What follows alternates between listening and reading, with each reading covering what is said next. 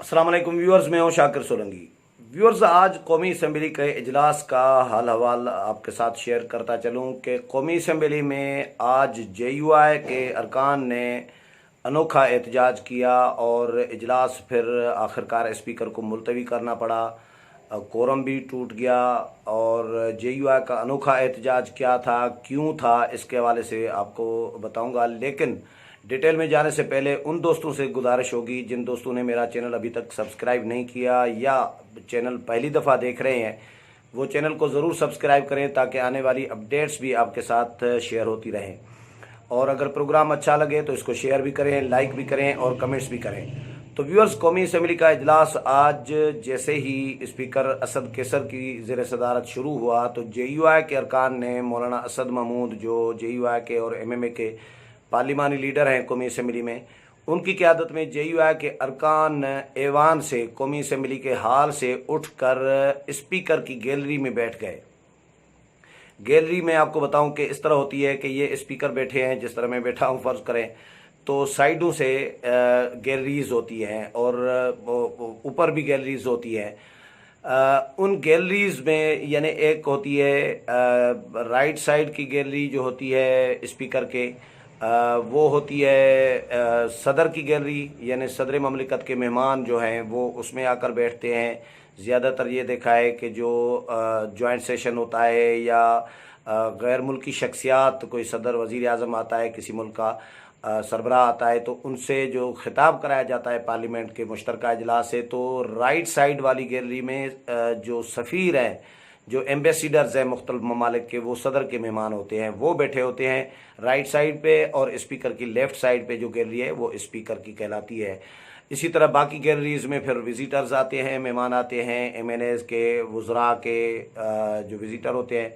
ऊपर भी गैलरीज़ में इसी तरह ही होता है। तो स्पीकर कौमी असम्बली ने अभी जो जॉइंट सेशन गुजरा, जो कानून साजी के हवाले से बुलाया गया था, उसमें जॉइंट सेशन में स्पीकर ने एक ऐलान किया था कि ये गैलरीज जो हैं इनको भी ऐवान का, कौमी असम्बली के हाल का दर्जा दिया जाता है, हाल का हिस्सा करार दिया जाता है।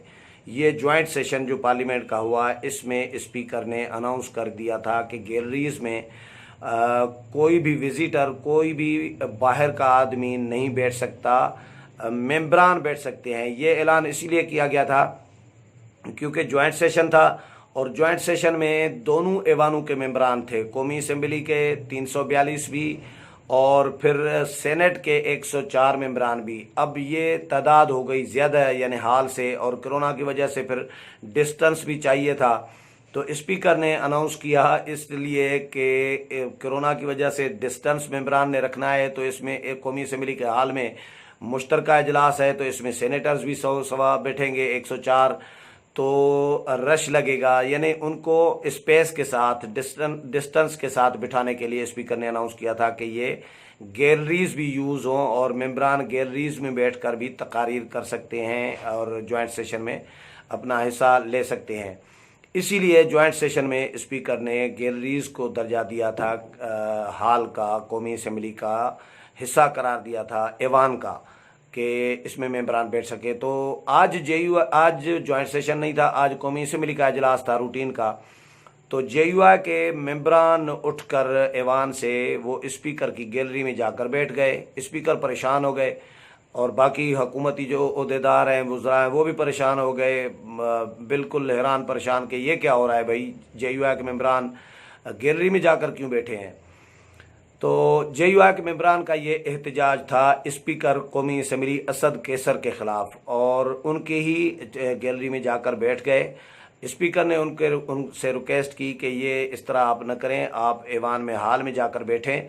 तो JUI के मेंबरान ने कहा कि आपने इन गैलरीज को भी ऐवान का हिस्सा करार दिया है, ऐवान का दर्जा दिया है, तो हम इनमें भी बैठ सकते हैं। स्पीकर ने उनको समझाया कि ऐसा नहीं है, मैंने सिर्फ जॉइंट सेशन के लिए ये दर्जा दिया था गैलरीज को कि ये गैलरीज जो है ऐवान का हिस्सा होंगी, इनमें मेंबरान बैठ सके, क्योंकि तादाद बढ़ गई थी। लेकिन अब रूटीन में कौमी असम्बली के इजलास के दौरान ये गैलरीज ऐवान का हिस्सा नहीं है। इन गैलरीज में विजिटर आके बैठ सकते हैं, आप नहीं बैठ सकते, आप मेंबर हैं तो आप हाल में आकर बैठें। तो JUI के मेंबरान ने कहा कि आपने हमें जॉइंट सेशन में बात करने का मौका नहीं दिया था जब वो FATF का बिल मंजूर हो रहा था, जिसमें पीपल्स पार्टी और नून लीग ने भी हिमायत की इस बिल की। तो JUI को एतमाद में नहीं लिया गया था और JUI को बोलने का भी मौका नहीं दिया गया था JUI के मेंबरान को। इस वजह से मौलाना असद महमूद ने उनको बताया कि आपने हमें बोलने का मौका नहीं दिया था, तो हम अपना एहतजाज रिकॉर्ड कराने के लिए गैलरीज में बैठे हैं, हम हाल में नहीं बैठेंगे। जिस पर राजा परवेज़ अशरफ ने भी स्पीकर को कहा कि ये एहतजाज कर रहे हैं अपना और आपने इनको बोलने का मौका नहीं दिया था। ये आप फुटेज में आप देख सकते हैं। तो राजा परवेज़ अशरफ भी खड़े हैं और जो आमिर डोगर हैं PTI के चीफ व्हिप, वो भी खड़े हैं। वो JUI के मेंबरान को फिर मिन्नत समाजत भी कर रहे हैं उनको कि आप मनाने की कोशिश कर रहे हैं कि आप गैलरी से उठकर हाल में आकर बैठें और आपको बोलने का मौका दिया जाएगा, पर आप बात करें, ऐवान में आएँ, अपनी अपनी नशस्तों पर आकर बैठें। लेकिन JUI के मेंबरान ने बात नहीं मानी और उन्होंने डिमांड की कि स्पीकर कौमी असम्बली मुज़ाकरात करें हमारे साथ और हमें यकीन दहानी कराएं।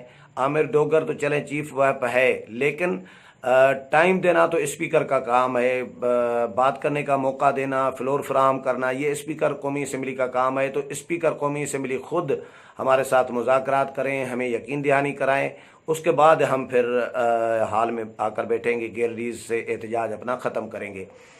उसके बाद फिर स्पीकर ने 15 मिनट के लिए इजलास की कार्रवाई मौखर कर दी। ये आमिर डोगर ने भी उनको रिक्वेस्ट की कि फ़िलहाल आप मौखर कर दें इजलास की कार्रवाई को, तो JUI के मेंबरान से मुज़ाकरात तब तक कर लें और उसके बाद फिर मुज़ाकरात कामयाब हो तो फिर दोबारा इजलास शुरू करते हैं।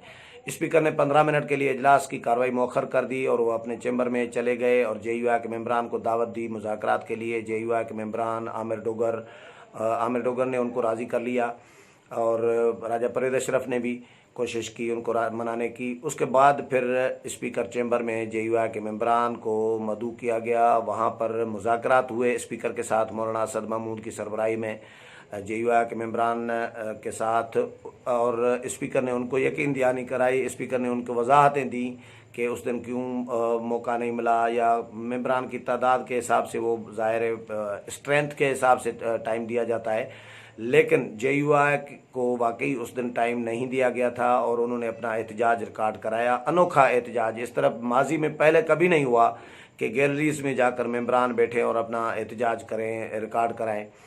तो मुज़ाकरात हुए, स्पीकर ने उनको यकीन दहानी कराई। उसके बाद फिर वो राज़ी हुए गैलरीज में न बैठने के लिए और ऐवान में आकर बैठे। फिर ऐवान में दोबारा जब इजलास शुरू हुआ तो मौलाना असद महमूद को सबसे पहले टाइम दिया गया और स्पीकर ने उनको कहा कि आप बात करें, आप अपना जो भी बात करना चाह रहे हैं, एहतजाज रिकॉर्ड कराना चाह रहे हैं, तो आप ऑन द फ्लोर रिकॉर्ड कराएं।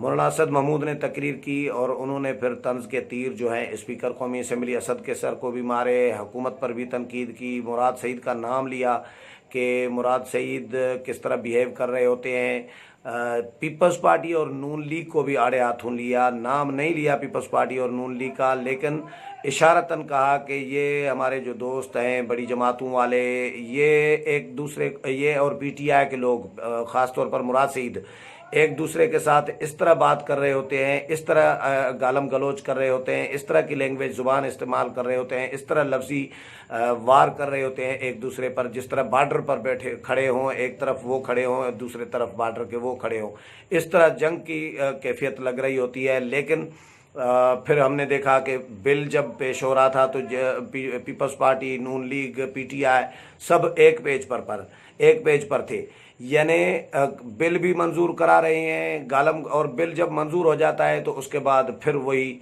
रवैये होते हैं, फिर वही गालम गलोच होती है। तो समझ में नहीं आता कि ये किस तरह का तल्लुक़ है, ये किस तरह का रवैया है PTI का और अपोजिशन की दो बड़ी जमातों का। तो ये मौलाना असद महमूद ने उनको इशारतन ये कहा कि आप बिल भी मंजूर करा रहे हैं हुकूमत को, और हुकूमत को जब बिल मंजूर कराना होता है तो आप लोगों को मिन्नत तल्ला कर रही होती है, उसके बाद बिल मंजूर हो जाता है तो फिर गालम गलोच शुरू हो जाती है। तो हमारी ये रिवायत कम अज़ कम हमारी तरबियत नहीं है, हमारा एक उसूली मौक़िफ़ होता है। और फिर हुकूमत को भी आड़े हाथों लिया, حکومت کی جو پرفارمنس ہے اس کے حوالے سے بھی انہوں نے بات کی، لیکن زیادہ تر ان کا جو گلہ تھا مولانا اسد محمود کا وہ یہ تھا کہ آپ اسپیکر قومی اسمبلی جو ہیں وہ ہمیں بولنے کا، بات کرنے کا موقع نہیں دیتے، پراپر ٹائم نہیں دیتے، باقی جماعتوں کو دیتے ہیں۔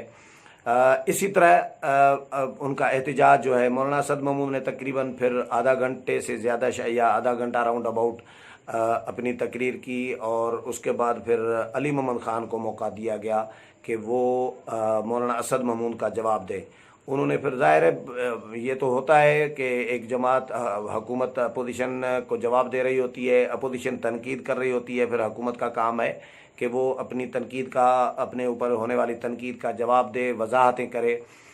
لیکن یہ اچھا فیل ہو رہا تھا، لگ رہا تھا کہ علی محمد خان کو اسپیکر نے جواب دینے کے لیے کھڑا کیا، مراد سعید کو کھڑا نہیں کیا۔ مراد سعید کو کھڑا کرتے تو شاید معاملہ اور خراب ہو جاتا، مزید ایک نیا کٹا، نیا پنڈورا باکس کھل جاتا، لیکن مراد سعید کو ٹائم نہیں دیا۔ حالانکہ مراد سعید موجود تھے، علی محمد خان کے ساتھ بیٹھے تھے، شاہ محمود قریشی بھی موجود تھے۔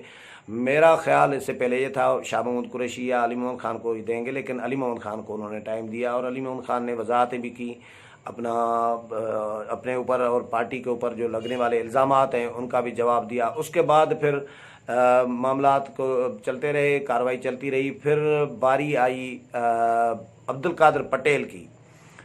عبد القادر پٹیل کی تقریر جو ہے اس موجودہ اسمبلی میں عبد القادر پٹیل سے زیادہ بہترین تقریر جو ہے، بہترین مقرر میرے خیال میں اور کوئی نہیں ہے۔ ماضی میں ہم نے بہت سارے اچھے مقرر دیکھے ہیں، بہت ساری اچھی تقاریر سنی ہے۔ اعتزاز احسن جب بھی کھڑے ہوتے تھے تقریر کرنے کے لیے، مشرف دور کا مجھے یاد ہے کہ سب خوش ہو جاتے تھے، اپوزیشن بھی، حکومت کے بہت سارے لوگ خوش ہو جاتے تھے، صحافی خوش ہو جاتے تھے کہ ایک اچھی تقریر ہمیں سننے کو ملے گی یا آج مل رہی ہے۔ اسی طرح اعتزاز احسن کے علاوہ کچھ اور لوگ بھی گزرے ہیں۔ تو اس پارلیمنٹ میں، اس اسمبلی میں عبد القادر پٹیل جو ہیں وہ کمال کی تقریر کرتے ہیں۔ آپ لوگ سنتے ہیں سوشل میڈیا پہ، سارے دوست، انہوں نے تقریر کی، انہوں نے کہا کہ ہم غلام ہیں، ہم بھٹو کے غلام ہیں، بھٹو نے جس پھانسی کو چوما جھکے نہیں، ہم اس ادا کے غلام ہیں۔ بے نظیر نے کہا کہ مجھے پتہ ہے کہ مجھے شہید کر دیا جائے گا، لیکن اگر میں نہیں جاؤں گی تو سوات پر پاکستان کا جھنڈا نہیں لہرائے گا، اور پھر میں اپنا خون دینے کے لیے تیار ہوں اپنے وطن کے لیے، تو انہوں نے دیا، ہم ان کے غلام ہیں، اس طرح کی باتیں کر کے۔ اس کے بعد پھر حکومت کی طرف جب وہ آئے تو ڈپٹی اسپیکر اس وقت پھر آ گئے تھے، قاسم سوری صاحب، وہ صدارت کر رہے تھے۔ جب حکومت کو آڑے ہاتھوں لینا شروع کیا عبد القادر پٹیل نے، تو ڈپٹی اسپیکر نے ان کا مائک بند کر دیا اور ان کو کہا کہ یار آپ نے تو تھوڑی سی مختصر بات کرنی تھی پوائنٹ آف آرڈر پہ، آپ نے تو لمبی تقریر ہی شروع کر دی ہے۔ ان کا مائک پھر ڈپٹی اسپیکر نے بند کر دیا عبد القادر پٹیل کا، جس پر عبد القادر پٹیل غصہ ہوئے، اور انہوں نے پھر کہا کہ میں کورم کی نشاندہی کرتا ہوں۔ جب انہوں نے انہوں نے کہا جب مجھے تقریر کرنے ہی نہیں دے رہے تو پھر میں کورم کی نشاندہی کر رہا ہوں، کیونکہ انہوں نے دیکھ لیا تھا کہ حکومت کے اتنے ممبران کی تعداد نہیں ہے، کورم پورا نہیں ہے۔ کورم تب ٹوٹتا ہے جب نشاندہی کوئی کرے، اگر نشاندہی نہیں کرتا تو ایک ممبر بھی بیٹھا رہے تو پھر اجلاس چلتا رہے گا۔ کورم ہوتا ہے 86 ممبران کا قومی اسمبلی میں، 86 ممبران نہ ہو، اگر نشاندہی ہو جائے تو پھر اجلاس نہیں چل سکتا، بھلے 85 بھی ہوں۔ اگر نشاندہی کوئی نہیں کرتا تو پھر ایک ممبر بھی بیٹھا رہے، ہم نے دیکھا ایک ممبر بیٹھا رہتا ہے، اجلاس چلتا رہتا ہے، کئی دفعہ ایسا ہوا ہے۔